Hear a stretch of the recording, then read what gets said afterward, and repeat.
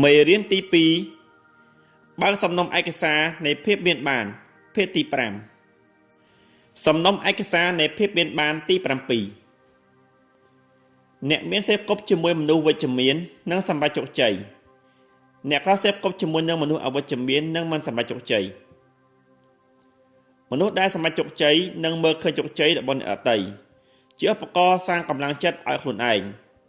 ពួកគេមើលមនុស្សសម្រេចជោគជ័យដទៃទៀតជាគំរូនៃការយល់ដឹងពួកគេនឹងប្រាប់ខ្លួនឯងថាបើពួកគេធ្វើបានខ្ញុំក៏ធ្វើបានដែរដោយដែលខ្ញុំបាននិយាយមុននេះមកហើយថាការយល់តម្រាប់តាមជាវិធីយល់ដឹងមូលដ្ឋានមួយរបស់មនុស្សអ្នកមានអារម្មណ៍អរគុណដែលអ្នកដទៃសម្រេចជោគជ័យមុនព្រោះពួកគេនឹងមានផែនទីទុកសម្រាប់ដើរតាមស្នាមជើងទៅកាន់ជោគជ័យដែលងាយស្រួលជាងការដែលពួកគេត្រូវសារលបងទាំងអស់ម្ដងហើយម្ដងទៀតគោលការណ៍ទាំងនោះសុទ្ធតែបានពិសោធន៍រួចស្រេចហើយថាប្រើបានផលនឹងត្រៀមរួចជាស្រេចឲ្យគ្រប់គ្នាយកទៅបំផ្លាញប្រើជាមួយខ្លួនឯងដូច្នេះវិធីដែលឆាប់រហ័សនិងងាយស្រួលបំផុតនៃការកសាងភាពមានបានគឺការយល់ដឹងថាអ្នកមានដែលជាអ្នកជំនាញផ្នែកហិរញ្ញវត្ថុលេងហ្គេមយ៉ាងម៉េចគោលដៅគឺការយកយុទ្ធវិធីទាំងក្នុងនិងខាងក្រៅរវាងការគិតនិងការបដិបត្តិរបស់ពួកគេមកជាគំរូបើអ្នកបដិបត្តិនឹងមានកំណត់ដូចគ្នានឹងអ្នកមានឱកាសដែលនឹងទទួលបានផលដូចគ្នាអាចទៅរួចបានច្រើនខ្លាំងណាស់នោះគឺជាវិធីដែលខ្ញុំប្រើនិងជាសារៈសំខាន់របស់សៀវភៅមួយនេះផ្ទុយទៅវិញវាគឺជារឿងគួរឲ្យសោកស្ដាយ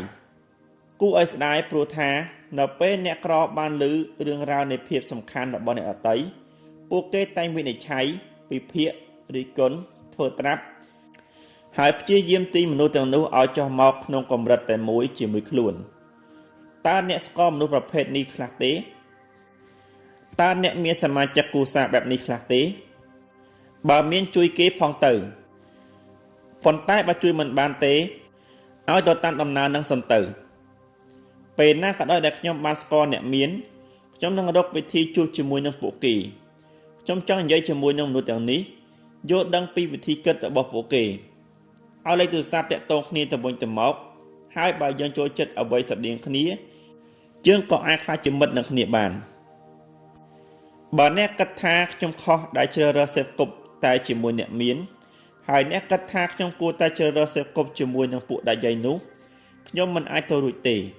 ដោយតែខ្ញុំនិយាយរួចហើយថាអពរនោះរីករាលដាលបានដូចជាមេរោគឆ្លងហើយខ្ញុំក៏មិនចាប់អារម្មណ៍ដែលនឹងយកខ្លួនឯងទៅនៅក្រោមឥទ្ធិពលរបស់ធម្មពលអវិជ្ជមាននោះដែរកាលពីពេលថ្មីនេះខ្ញុំបានផ្ដល់កិច្ចសម្ភារតាមទូរទស្សន៍ហើយមានស្ត្រីម្នាក់ទូរស័ព្ទចូលមកសួរសំណួរដ៏ល្អខ្លាំងណាស់ខ្ញុំត្រូវធ្វើយ៉ាងម៉េចទៅល្អបើខ្ញុំជាមនុស្សមើលពិភពលោកក្នុងផ្លូវវិជ្ជមាននិងចង់អភិវឌ្ឍខ្លួនតែស្វាមីរបស់ខ្ញុំចូលចិត្តកាត់បន្ថយកម្លាំងចិត្តខ្ញុំជារឿយៗខ្ញុំគួរតែលេងលះជាមួយនឹងគេល្អទេឬព្យាយាមធ្វើឲ្យគេផ្លាស់ប្ដូរខ្លួនឯងវិធីណាល្អជាងខ្ញុំតែងតែបានលើសំណួរលំនាំនេះយ៉ាងតិចមួយសប្តាហ៍ម្ដងជាពិសេសអំឡុងពេលសិក្ខាសាលាស្ទើរតែគ្រប់គ្នាសួរសំណួរតែមួយបើមនុស្សជិតស្និទ្ធរបស់យើងមិនព្រមអភិវឌ្ឍខ្លួនថែមទាំងរារាំងឲ្យយើងធ្លាក់ចុះទៀតវិញចំណែកដែលខ្ញុំផ្ដល់ឲ្យស្ត្រីម្នាក់នោះនិងសិក្ខាកាមគ្រប់គ្នាគឺរឿងដែលខ្ញុំបានប្រាប់អ្នកតទៅនេះប្រការមួយគឺកុំខាតពេលអូសទាញមនុស្សដែលមើលពិភពលោកក្នុងផ្លូវអវិជ្ជមានឲ្យផ្លាស់ប្ដូរខ្លួនឬបបួលគេមកចូលរួមកម្មវិធីសិក្ខាសាលាជាមួយវាមិនមែនជាតួនាទីរបស់អ្នកទេតួនាទីរបស់អ្នកគឺការប្រើប្រាស់រឿងដែលអ្នកបានរៀនសូត្រមកកែលម្អខ្លួនឯងនិងជីវិតខ្លួនឯងឲ្យល្អប្រសើរឡើងចូលធ្វើខ្លួនជាគំរូចូលសម្រេចចិត្តជោគជ័យនិងមានសេចក្តីសុខហើយពេលខ្លះខ្ញុំសូមបញ្ជាក់ថាគេអាចឃើញពន្លឺភ្លឺស្វាងក្នុងខ្លួនអ្នកហើយចង់បានវាខ្ញុំសូមនិយាយម្ដងទៀតថាអពរតាក់ទងគ្នាបានភាពងងឹតរមែងរលាយបាត់ក្នុងពន្លឺភ្លឺស្វាងគេប្រហែលជាត្រូវព្យាយាមយ៉ាងខ្លាំងបើគិតតែចង់រក្សាភាពងងឹតទុកក្នុងខណៈដែលជំវិញខ្លួនមានតែភាពពន្លឺភ្លឺស្វាងតួនាទីរបស់អ្នកគ្រាន់តែធ្វើឲ្យល្អបំផុតតាមដែលអាចធ្វើទៅបានបើគេជ្រើសរើសសួររូបមន្តសម្ងាត់នៃជោគជ័យពីអ្នកដល់ពេលនោះអ្នកចាំប្រាប់គេទៅប្រការទី2 ខ្ញុំចង់ឲ្យអ្នកចាំគោលការណ៍សំខាន់មួយប្រការទៀតឲ្យបានច្បាស់គ្រប់យ៉ាងសុទ្ធតែកើតឡើងពីហេតុផលបែបណាមួយហើយហេតុផលនោះមានសម្រាប់គ្រប់គ្រងសម័យខ្លួនមែនវាពិបាកខ្លាំងណាស់ដែលនឹងគិតអ្វីនៅក្នុងផ្លូវវិជ្ជមាននិងមានសតិនៅពេលដែលត្រូវបានឡោមព័ទ្ធទៅដោយមនុស្សដែលគិតមិនល្អនិងស្ថានភាពដ៏អាក្រក់តែនោះគឺជាកិច្ចការសាកល្បងប្រៀបដូចជាដៃថែបដែលតែងតែរឹងមាំឡើងនៅពេលឆ្លងកាត់អណ្ដាតភ្លើងបើអ្នកយកចិត្តទុកដាក់ចំពោះភាពមោះមុតខណៈដែលមនុស្សជុំវិញខ្លួនចាំតែរារាំងឬសូម្បីតែបញ្ចេញសម្លេងប្រឆាំងអ្នកនឹងកាន់តែឈានទៅបានយ៉ាងឆាប់រហ័សនិងរឹងមាំខ្លាំងឡើងប៉ុណ្ណឹងដែរប្រការទី3ដែលជាប្រការគួរចាំទុកគឺគ្មានរបស់ណាមានន័យក្រៅពីអត្តន័យដែលយើងប្រគល់ឲ្យវាទេក្នុងមេរៀនដំបូងរបស់សៀវភៅនេះយើងនិយាយដល់ការដែលយើងតែងតែបញ្ចប់ដោយការធ្វើខ្លួនឲ្យដូចជាឪពុកឬម្ដាយរបស់យើងឬក៏ទាំងពីរអ្នករួមគ្នាឬថាបើមិនអញ្ចឹងខុសពីឪពុកម្ដាយទាំងស្រុងវាអាស្រ័យទៅលើថាយើងជ្រើសរើសមើលទង្វើរបស់ពួកគាត់យ៉ាងម៉េចចាប់ពីពេលនេះទៅខ្ញុំចង់ឲ្យអ្នកហាត់មើលបដកម្មនិងកំណត់ក្នុងផ្លូវអវិជ្ជមានរបស់អ្នកអតីតជាថ្មីដើម្បីធ្វើជាឧបករណ៍ដាស់តឿនចិត្តថារឿងណាដែលមិនគួរធ្វើអ្នកនឹងមិនធ្វើជាដាច់ខាតពួកគេកាន់តែមានកំណត់អវិជ្ជមានច្រើនប៉ុណ្ណាអ្នកកាន់តែមានឧបករណ៍ដាស់តឿនចិត្តថាការធ្វើបែបនោះគួរឲ្យស្អប់ខ្លាំងប៉ុណ្ណាខ្ញុំមិនបានណែនាំឲ្យអ្នកប្រាប់ពួកគេបែបនេះទេគ្រាន់តែធ្វើរឿងដែលអ្នកត្រូវធ្វើនិងមិនមើលងាយអ្នកដទៃព្រោះថាបើអ្នកចាប់ផ្ដើមវិនិច្ឆ័យនឹងធ្វើឲ្យពួកគេមានអារម្មណ៍មិនល្អលើរឿងដែលពួកអ្នកមាននឹងធ្វើអ្នកនឹងមិនខុសអ្វីពីពួកគេទេបើរឿងអាក្រក់ដល់ថ្នាក់អាក្រក់បំផុតរហូតអ្នកទ្រាំបន្ទោថាមពលដែលបំផ្លាញឬថាមពលអវិជ្ជមានរបស់ពួកគេមិនបានតទៅទៀតឬថាបើវាទីអ្នកឲ្យធ្លាក់ចុះរហូតដល់ថ្នាក់ដែលអ្នកឈានទៅណាមិនបានអ្នកអាចទៅសម្រេចចិត្តដាច់ខាតថាអ្នកជានរណាហើយថាតើអ្នកចង់ប្រើប្រាស់ជីវិតដែលនៅសេសសល់ក្នុងលក្ខណៈបែបណាខ្ញុំមិនបានណែនាំឲ្យអ្នកធ្វើអ្វីដោយមិនបានគិតពិចារណាទេតែខ្ញុំជាមនុស្សម្នាក់ដែលគ្មានថ្ងៃរស់នៅរួមជាមួយនឹងមនុស្សដែលគិតតែក្នុងផ្លូវអវិជ្ជមាននិងមាក់ងាយភាពមោះមុតដែលជាការយល់ដឹងនិងដំណើរឈានទៅមុខរបស់ខ្ញុំឡើយមិនថាជារឿងជីវិតផ្ទាល់ខ្លួនចិត្តឬរែងវត្ថុក៏ដោយខ្ញុំគ្មានថ្ងៃនឹងចោះចាញ់ឬរៀតថយឡើយទាំងជាមួយខ្លួនឯងនិងអ្នកដទៃព្រោះខ្ញុំគោរពខ្លួនឯងនិងជីវិតរបស់ខ្ញុំហើយខ្ញុំគួរតែមានសេចក្តីសុខនិងសម្រេចជោគជ័យខ្ពស់បំផុតតាមដែលអាចធ្វើទៅបានក្នុងកំណត់របស់ខ្ញុំពិភពលោកនេះមានមនុស្សជាង 6,300 លាននាក់តើរឿងអ្វីដែលខ្ញុំត្រូវមកអង្គុយស្ងៀមមួយកន្លែងជាមួយនឹងមនុស្សដែលចាំតែបន្ថយកម្លាំងរបស់ខ្ញុំគ្រប់ពេលវេលាបើពួកគេមិនក្រោកឡើងមកទេខ្ញុំសូមឈានទៅមុខបន្តទៀតហើយថាមពលគឺជាជំងឺឆ្លងអ្នកអាចសាងផលប៉ះពាល់ចំពោះអ្នកដទៃបានទាំងវិជ្ជមាននិងអវិជ្ជមានហើយផ្ទុយទៅវិញអ្នកដទៃក៏អាចនឹងសាងផលប៉ះពាល់ក្នុងផ្លូវវិជ្ជមានឬអវិជ្ជមានជាមួយអ្នកដទៃបានដូចគ្នាដែរខ្ញុំសូមសួរបន្តិចថាអ្នកប្រមអប់អ្នកដទៃទេបើសិនបើអ្នកដឹងថាគេមានជំងឺកញ្ជ្រឹលកម្រិតធ្ងន់មនុស្សភាគច្រើនប្រហែលជាឆ្លើយថាគ្មានផ្លូវទេខ្ញុំមិនចង់ឆ្លងកញ្ជ្រឹលទេខ្ញុំជឿថាកំណត់អវិជ្ជមានក៏មិនខុសគ្នាពីការកើតជំងឺកញ្ជ្រឹលក្នុងចិត្តដែរតែចំនួនការរមាស់អ្នកនឹងមានជំងឺសម្ដីអាក្រក់ចំនួនការអេសអ្នកនឹងធ្វើមុខកម្មៅចំនួនការឈឺក្រហាយអ្នកនឹងមានអារម្មណ៍ចង្អៀតចង្អល់ចិត្តបើបែបនេះអ្នកចង់នៅក្បែរពួកនោះទៀតទេខ្ញុំជឿជាក់ថាអ្នកប្រហែលជាធ្លាប់បានឮពាក្យសុភាសិតដែលថាក្អែកចូលវងក្អែកហង្សចូលវងហង្សមកហើយអ្នកដឹងទេថាមនុស្សភាគច្រើនមានប្រាក់ចំណូលមិនលើសពី 20% នៃប្រាក់ចំណូលមធ្យមរបស់មិត្តជិតស្និទ្ធរបស់ខ្លួនឯងទេនោះគឺជាមូលហេតុដែលអ្នកគួរតែជ្រើសរើសសេពគប់មនុស្សនិងមនុស្សដែលអ្នកចំណាយពេលនៅជាមួយឲ្យល្អ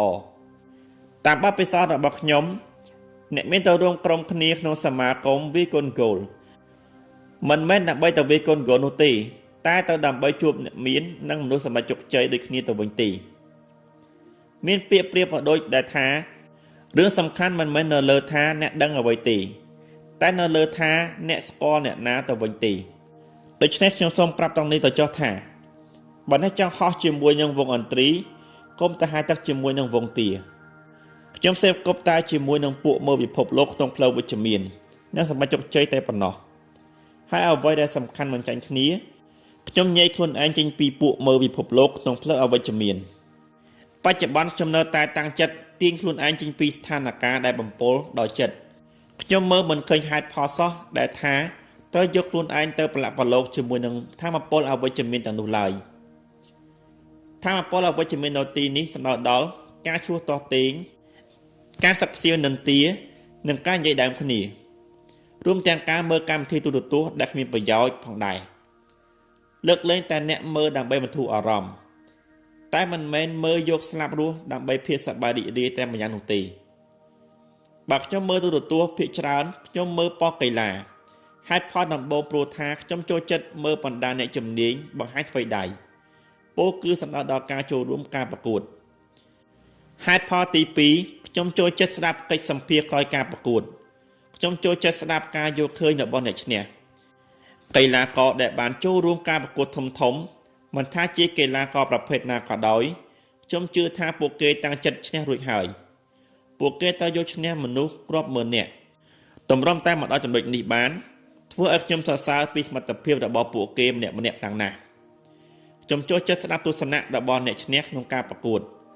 ដូចជាពាក្យរបស់អ្នកឈ្នះបាននិយាយថាជ័យជំនះនេះគឺជាជ័យជំនះរបស់យើងទាំងអស់គ្នាចាត់ថាជាការព្យាយាមដ៏អស្ចារ្យរបស់សមាជិកគ្រប់គ្នាក្នុងក្រុមថ្ងៃនេះយើងធ្វើបានល្អខ្លាំងណាស់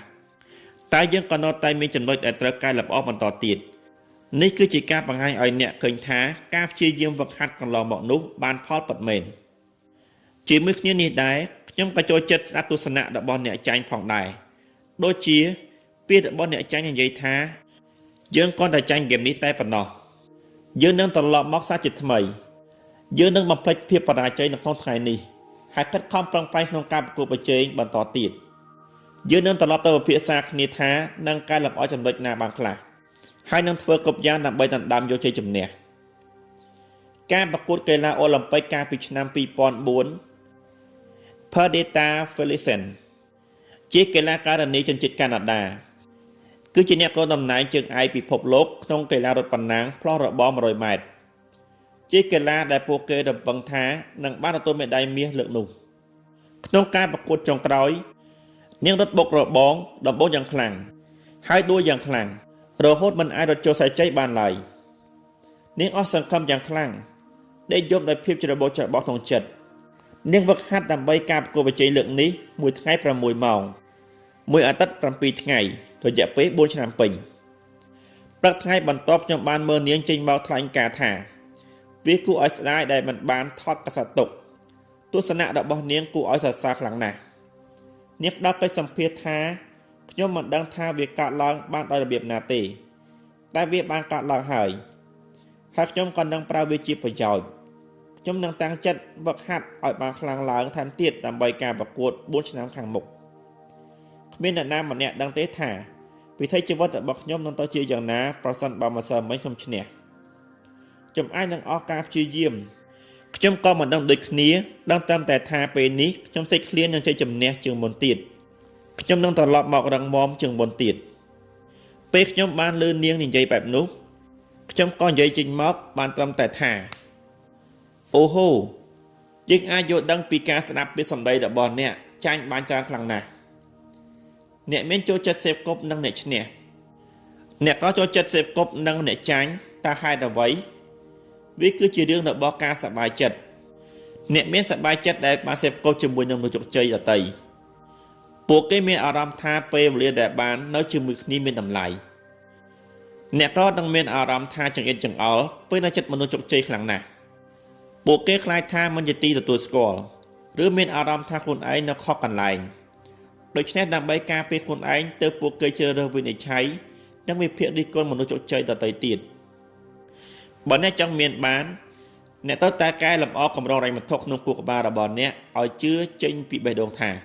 ខ្លួនឯងផ្ទាល់ក៏មានចំណុចល្អមិនចាញ់មហាសេដ្ឋីទាំងនោះឡើយខ្ញុំភ្ញាក់ផ្អើលខ្លាំងណាស់នៅពេលដែលមានមនុស្សដើរមកហើយសុំប៉ះក្បាលរបស់ខ្ញុំអំឡុងពេលសិក្ខាសាលាពួកគេប្រាប់ថា ខ្ញុំមិនដែលប៉ាមហាសិទ្ធិមកពីមុនឡើយខ្ញុំញញឹមដោយសុភាពតាមធម្មតាតែក្នុងចិត្តប្រាប់ថារៀនបើកភ្នែកខ្លះផងខ្ញុំមិនមែនល្អអស្ចារ្យឬខុសប្លែកពីអ្នកទេបើអ្នកមិនព្រមយល់ពីរឿងនេះអ្នកនឹងដាច់ដៃរហូតមួយជីវិតមិនអ្នកអានជាទីស្រឡាញ់និងជាទីគោរពវាមិនមែនជារឿងការប៉ះមហាសិទ្ធិទេតែជាការសម្រេចចិត្តថាអ្នកមានចំណុចល្អនិងមានតម្លៃដូចពួកគេហើយធ្វើខ្លួនឲ្យបានបែបនោះទៅវិញទេពាក្យណែនាំដ៏ល្អបំផុតរបស់ខ្ញុំគឺបើអ្នកចង់ប៉ះមហាសិទ្ធិពិតប្រាកដចូលអ្នកធ្វើជាមហាសិទ្ធិដោយខ្លួនឯងខ្ញុំសង្ឃឹមថាអ្នកប្រហែលជាបានយល់ចំណុចទាំងអស់នោះដែលខ្ញុំបាននិយាយដែលនៅក្នុងនោះគឺចំនួនការមើលងាយអ្នកមានចូលយកពួកគេជាគំរូចំនួនការកិច្ចមុខពីអ្នកមានចូលទៅណែនាំខ្លួនហើយចំនួនការនិយាយថាអូហូពួកគេពិតជាពិសេសខ្លាំងណាស់ចូលនិយាយថាបើពួកគេធ្វើបានខ្ញុំក៏ធ្វើបានដែរបើអ្នកធ្វើបានយ៉ាងនេះនៅទីបំផុតបើអ្នកចង់ប៉ះមហាសិទ្ធិក៏មិនចាំបាច់ទៅរកមើលអ្នកណាទេអ្នកអាចប៉ះខ្លួនឯងបានដូចគ្នាប្រកាសចេតនារំដាក់ដៃត្រង់បេះដូងហើយនិយាយថាខ្ញុំយកអ្នកមានដែលសម្រេចជោគជ័យជាគំរូខ្ញុំសេពគប់ជាមួយអ្នកមានដែលសម្រេចជោគជ័យបើពួកគេធ្វើបានខ្ញុំក៏ធ្វើបានយកចង្អុលដៃប៉ះក្បាលរបស់អ្នកហើយនិយាយថាខ្ញុំមានខួរក្បាលមហាសិទ្ធិចំណុចគួរបប្រតិបត្តិសម្រាប់ខួរក្បាលមហាសិទ្ធិ 1. ទៅបណ្ណាល័យឬបណ្ណាគារឬចូលអ៊ីនធឺណិតដើម្បីអានប្រវត្តិរបស់អ្នកមាននិងអ្នកដែលបានសម្រេចជោគជ័យខ្ពស់ដូចជា Andrew Carnegie, John D. Rockefeller, Marie Kay, Donald Trump, Warren Buffett, Jack Welch, Bill Gates និង Ted Turner សុទ្ធតែគឺជាគំរូដ៏ល្អចូលប្រើរឿងរ៉ាវរបស់ពួកគេជាកម្លាំងជំរុញចិត្តដើម្បីយល់ដឹងពីយុទ្ធវិធីនៃជោគជ័យហើយអ្វីដែលសំខាន់បំផុតគឺចូលប្រើគំនិតរបស់ពួកគេជាគំរូសម្រាប់អ្នក 2. សារចូលសង្គមអ្នកមានដូចជាដាក់ពាក្យសមាជិកសមាគមតេនីសសមាគមសុខភាពធុរកិច្ចឬសមាគមវាយកូនហ្គោលចូលទៅប្រឡូកជាមួយនឹងពួកអ្នកមានក្នុងបរិស្ថានដែលឆាតឆាយឬប្រសិនបើគ្មានលុយបង់ថ្លៃសមាជិកសារទៅផឹកកាហ្វេឬតែមួយកែវនៅសណ្ឋាគារថ្នាក់ខ្ពស់ក្នុងក្រុងរបស់អ្នកធ្វើខ្លួនឲ្យសមទៅនឹងបរិយាកាសក្នុងបន្ទប់ទទួលភ្ញៀវក្នុងសណ្ឋាគារនិងសង្កេតមើលអតិថិជនរបស់សណ្ឋាគារសាកមើលថាពួកគេមិនខុសអ្វីពីពួកអ្នកឡើយ 3. ស្វែងរកមើលថាស្ថានភាពណាឬអ្នកណាដែលរារាំងឲ្យជីវិតអ្នកធ្លាក់ចុះទីខ្លួនឯងចេញពីស្ថានភាពឬក្រុមមនុស្សទាំងនោះបើគេជាមនុស្សក្នុងគ្រួសារចូលចំណាយពេលនៅជាមួយពួកគេឲ្យតិចជាងមុន 4. ឈប់មើលកម្មវិធីដែលគ្មានប្រយោជន៍ហើយក៏មើលព័ត៌មានដែលគួរឲ្យសោកសៅខណៈពេលនេះអត្ថបទភាគទី9ត្រូវបានឈានមកដល់ទីបញ្ចប់និងសូមបន្តតាមដានស្ដាប់នៅភាគបន្តសូមអរគុណ